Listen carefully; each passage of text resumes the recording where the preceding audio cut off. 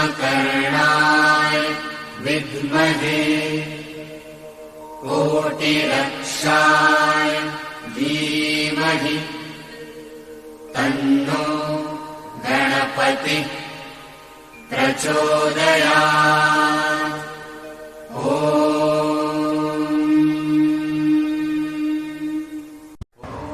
आज फिर से हमारे इस YouTube चैनल पर आप सभी मित्रों का हार्दिक स्वागत है, सभी का अभिनंदन है। मित्रों, आज हम ज्योतिष में ऐसे विषय पर चर्चा करेंगे जिसका हमने जिक्र तो बहुत सुना है, लेकिन हमें उसका साइंटिफिक रीजन नहीं पता, उसका वैज्ञानिक तथ्य हमें नहीं पता। हमने एक लाइन को हमेशा सुना है, यथा पिंडे तथा ब्रह्मांडे, कि जो कुछ इस स्थूल जगत में है, जो इस ब्रह्मांड में है, वो ही हमारे इस सूक्ष्म जगत में यानी स्वयं में हमारे शरीर में स्थित है।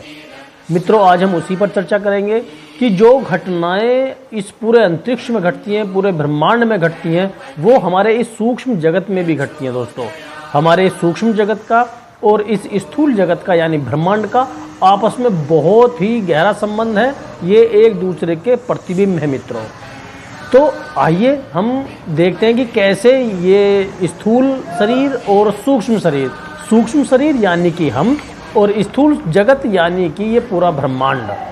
मित्रों, जो भी घटनाएं इस स्थूल जगत में यानी पूरे ब्रह्मांड में होती हैं, उनका हम कैसे अनुमान लगाएं अपने सूक्ष्म जगत के द्वारा, अपने स्वयं शरीर के द्वारा हम कैसे अनुमान लगाएंगे कि क्या घटनाएं इस पूरे ब्रह्मांड में घट रही हैं। और अभी तक यदि किसी भाई ने सब्सक्राइब नहीं किया है तो प्लीज़ लाइक, शेयर और सब्सक्राइब ज़रूर कर दीजिएगा, ताकि ऐसी इन्फॉर्मेटिव वीडियो हम आपके लिए लाते रहें और आपका प्यार हमें मिलता रहे। मित्रों, आपने राशियों का नाम तो बहुत सुना होगा, मेष राशि, वृष राशि, मिथुन राशि, कर्क राशि। इस तरह की जो राशियां हैं, इनका ज्योतिष में बहुत वर्णन होता है, बहुत तरह तरह से जिक्र किया जाता है। लेकिन क्या वास्तव में पता है कि ये राशियां होती क्या हैं? किसे कहते हैं राशियां? इनका काम क्या होता है राशियों का? और हमारे शरीर में इन राशियों का स्थान कहाँ पर है? ये हमारे इस सूक्ष्म शरीर में, हमारे अपने शरीर में ये राशियां कहाँ पर निवास करती हैं? इनका निवास स्थान हमारे शरीर में कहाँ पर होता है? इस सूक्ष्म जगत में, यानी कि हमारे शरीर में। आज हम इसी पर चर्चा करेंगे।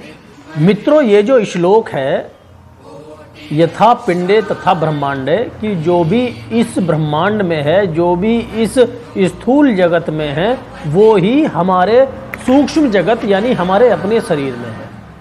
मित्रों, ये जो अपनी 12 राशियां होती हैं, जैसे मेष राशि है, वृष राशि है, मिथुन राशि है, कर्क राशि है, सिंह राशि है, कन्या राशि है, तुला राशि है, वृश्चिक राशि है, और धनु राशि, मकर राशि, कुंभ राशि और मीन राशि।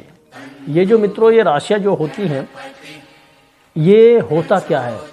इस ब्रह्मांड में बहुत सारे तारों का जो ढेर होता है, बहुत सारे जो सितारे होते हैं, तारे होते हैं, उनका जो समूह होता है, ढेर होता है, उसको राशि कहते हैं।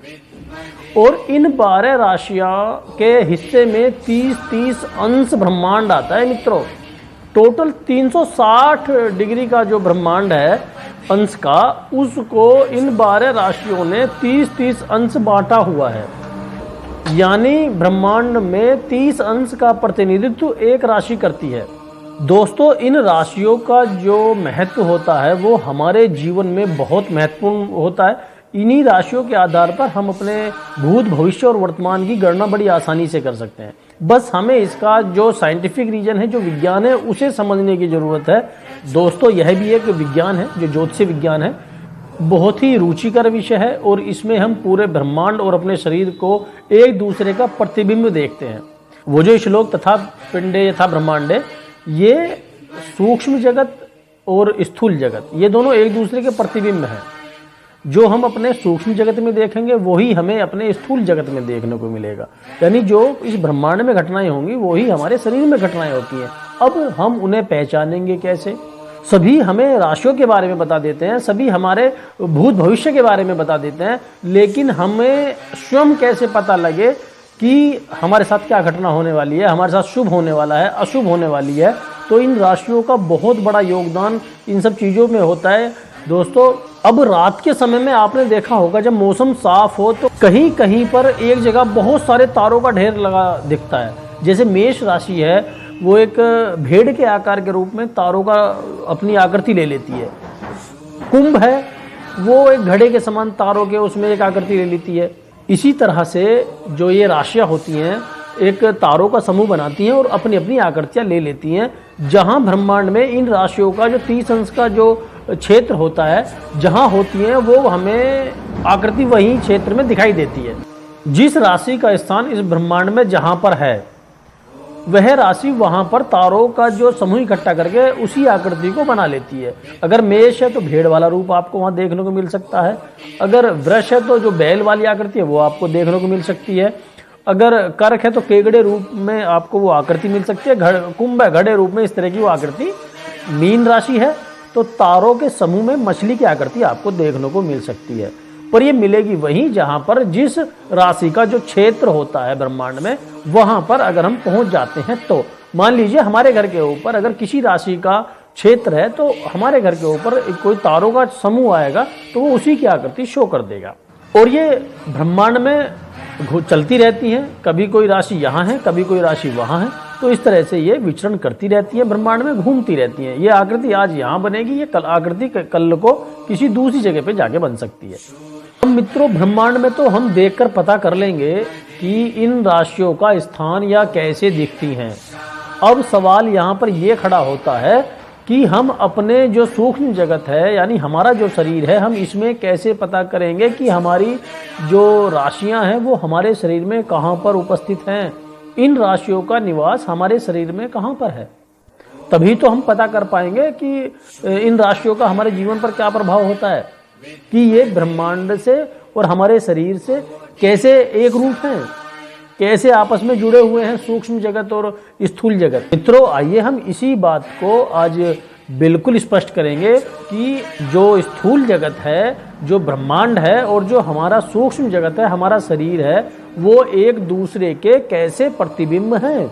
बाहर तो हम आसानी से देखकर पता लगा लेंगे कि ये राशि का ही आकृति यहाँ पर है, लेकिन हम अपने इस सूक्ष्म जगत में अपने शरीर में कैसे पता लगाएंगे, तो इस चीज पर हम स्पष्ट रूप से चर्चा करेंगे कि हमारे किस शरीर के हिस्से में कौन सी राशि निवास करती है। अब इस बात पर बिल्कुल आप ध्यान केंद्रित कर लेना, बिल्कुल ध्यान से सुनना, क्योंकि अगर आप ये बात नहीं समझ पाए, इस विज्ञान को नहीं समझ पाए, तो फिर जो आगे हम बताने वाले हैं कि हम कैसे पता करेंगे कि हमारे भविष्य में क्या घटना घटित होने वाली है, उस बात को फिर हम पता नहीं कर पाएंगे अगर हमें ये विज्ञान पता नहीं लगा राशियों का।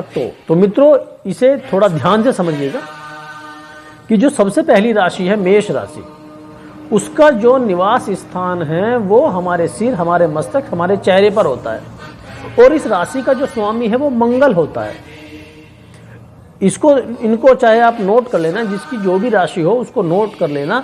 और जब आगे का टॉपिक इसी वीडियो में हम बताएंगे आगे कि कैसे पता करेंगे, तो आप लिख के रखना इन चीज़ों को कि आपके राशि का स्वामी कौन है और आपकी राशि का निवास स्थान आपके शरीर में कहाँ पर है। अब जो दूसरी राशि है वो है वृष राशि, जिसका स्वामी है शुक्र और इसका हमारे शरीर में जो निवास है वो गर्दन जो हमारी है, गले के भीतर कंठ, यहाँ पर इसका निवास होता है। जो हमारा ये भीतरी गला है, हमारी गर्दन है, यहाँ पर इस वृष राशि का निवास होता है। तीसरी जो है राशि वो है मिथुन राशि, इसका स्वामी है बुध और इस राशि का जो निवास होता है मिथुन राशि का वो हमारे फेफड़े हैं, हमारे रक्त है, जो हमारा खून है, हमारे कंधे हैं, हमारा हाथ है और जो हमारा मांस है और जो हमारी ये बाजू है, इन जो बाजुओं की जो हड्डियां हैं इसमें जो मिथुन राशि है इसका निवास होता है। फिर जो नेक्स्ट आती है, फिर आती है कर्क राशि। इस कर्क राशि का जो स्वामी है वो चंद्रमा है और इसका जो निवास स्थान है वो निवास स्थान हमारा हृदय है, जो पेट के आंतरिक भाग हैं वो है, हंसली है और जो छाती की हड्डी, सीना, इनमें कर्क राशि का निवास होता है। अगली राशि है सिंह। सिंह का जो स्वामी है वो सूर्य है और सिंह राशि का जो निवास स्थान है हमारे शरीर में वो उदर है, यानी पेट हमारा, हृदय है, हमारी रीढ़ की हड्डियां हैं, जो कमर की हड्डियां है, पीठ है और कमर है। सिंह राशि का निवास स्थान यहाँ पर है। नेक्स्ट है कन्या। कन्या का जो स्वामी वो बुध है और कन्या का जो निवास स्थान हमारे शरीर में है वो कमर है। पीठ की छोटी जो हड्डियां होती हैं वो है, हमारा लीवर है, तिल्ली और गुर्दा जो होता है वहाँ पर कन्या राशि का निवास स्थान होता है। फिर आगे है तुला। तुला का जो स्वामी है दोस्तों वो शुक्र होता है और तुला का जो निवास स्थान है हमारे शरीर में वो वस्ती और त्वचा जो स्किन होती है उसमें इसका निवास होता है। फिर है वृश्चिक राशि और इसका स्वामी मंगल होता है और इसका जो निवास स्थान है वो गुप्तांग द्वार होता है, स्त्री हो या पुरुष हो, और जो जांघें होती हैं वो होता है। फिर धनु है। धनु का जो स्वामी है मित्रों वो बृहस्पति होता है और इसका जो निवास स्थान है वो जंगा है, कमर, नाड़ियाँ, यहाँ पर धनु राशि का निवास स्थान होता है हमारे शरीर में। फिर मकर राशि है। मकर राशि का स्वामी शनि होता है। शनि और इस राशि का जो निवास स्थान होता है वो घुटना, हड्डियों के जोड़ और घुटना, जो ये घुटने की टोपी होती है ऊपर की, इसमें इसका निवास स्थान होता है।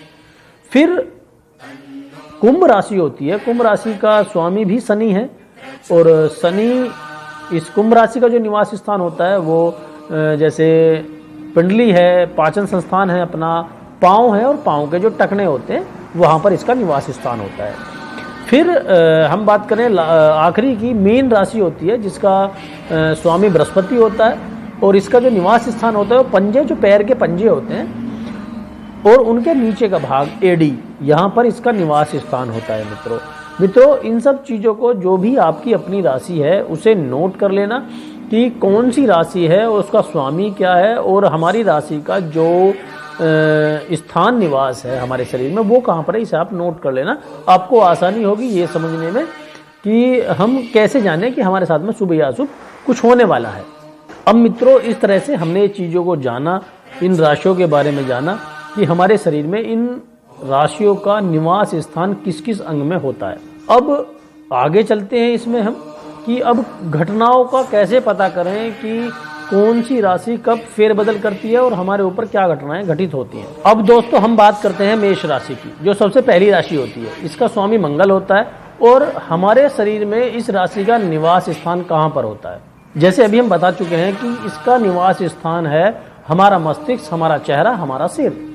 अब मित्रों होता क्या है कि जब हमारी राशि का दुष्प्रभाव हमारे ऊपर आना शुरू हो जाएगा, यानी कोई घटनाक्रम हमारे जीवन में घटने वाला हो, हमारा जो स्वामी है मंगल, जैसे मेष राशि का है, सभी राशियों के अलग अलग हैं, हमारा जो राशि स्वामी है वो कमजोर पड़ जाएगा, तो हमारे जीवन में इन राशियों का भी जो प्रभाव होता है वो कमजोर होना शुरू हो जाता है और जहां पर इनका निवास स्थान होता है उसी क्षेत्र को, उसी अंग को ये प्रभावित करना शुरू कर देती हैं।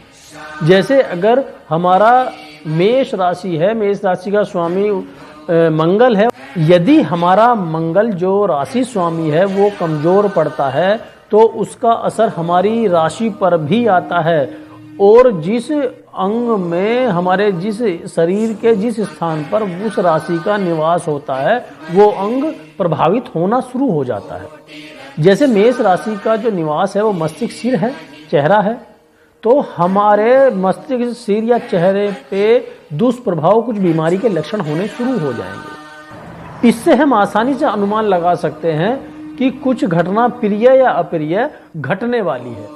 हालांकि प्रिय घटना के घटने के चांसेस बहुत कम होते हैं, क्योंकि जब जब जो राशि स्वामी है वो कमजोर पड़ेगा तो जो राशि का प्रभाव है हमारे जीवन पर वो बहुत ही हल्का हो जाता है, कमजोर हो जाता है। इन राशियों का जो मतलब होता है, राशियों का मतलब होता है सितारे, स्टार्स जो बोलते हैं। ये राशियां कोई वैसे नहीं है अलग से, ये एक सितारों का एक समूह है जिन्हें राशियां कहा जाता है और ये नेतृत्व करती है, प्रतिनिधित्व करती हैं ब्रह्मांड में भी अपने स्थान का और हमारे शरीरों में भी अपने स्थान का। ब्रह्मांड में हम देखकर समझ जाते हैं, लेकिन अपने शरीर में हमें ये जो राशियां हैं जो जिस स्थान पर होती हैं वहाँ ये कमजोर होने पर उन अंगों को प्रभावित करना शुरू कर देती हैं, जिससे हम अनुमान लगा सकते हैं कि कुछ घटना हमारे जीवन में घटित होने वाली है।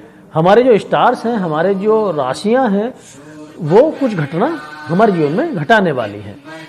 अब इस स्थिति में दोस्तों हमें ध्यान रखना है कि उस राशि का जो स्वामी है, जैसे मेष राशि का स्वामी मंगल है, तो मंगल को प्रबल करने के लिए कौन कौन से उपाय हैं, हमें उन उपायों को समय रहते कर लेना है। यदि हमने समय रहते उन उपायों को कर लिया तो हम हो सकता है जो अप्रिय घटना हमारे जीवन में होने वाली हो वो टल जाए।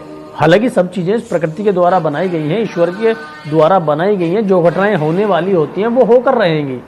लेकिन कभी कभी ऐसा होता है कि जहां भाला लगना होता है मित्रों वहां सुई लग जाए, और जहां गर्दन कटने वाली होती है वहां उंगली कट जाए। तो हमें समय रहते इन उपायों को कर लेना है। अब ये जो उपाय हैं इन्हें अगर हम बताएं तो वीडियो दोस्तों लंबी हो जाएगी। अब दोस्तों जो आगे वाली वीडियो हम लेकर आएंगे उसमें हम उपायों पर चर्चा करेंगे कि समय रहते हमें किस किस राशि के साथ में किस किस स्वामी जो राशि स्वामी है हमें कौन कौन से उपाय कर लेने चाहिए जिससे उनकी स्थिति कमजोर ना रहे, वो मजबूत बने रहें। और साथ ही हम चर्चा करेंगे कि किस राशि के साथ में हमें तालमेल बिठाकर रखनी है, किससे हमारे संबंध बन सकते हैं और किससे हमारे संबंध नहीं बन सकते, किसके साथ में रहकर हम व्यापार अच्छा कर सकते हैं और किसके साथ में रहकर हम व्यापार अच्छा नहीं कर सकते। मित्रों वीडियो को आपने देखा, भरपूर प्यार दिया, उसके लिए आप सभी का हृदय से धन्यवाद, हृदय से आभार, सभी को प्रणाम।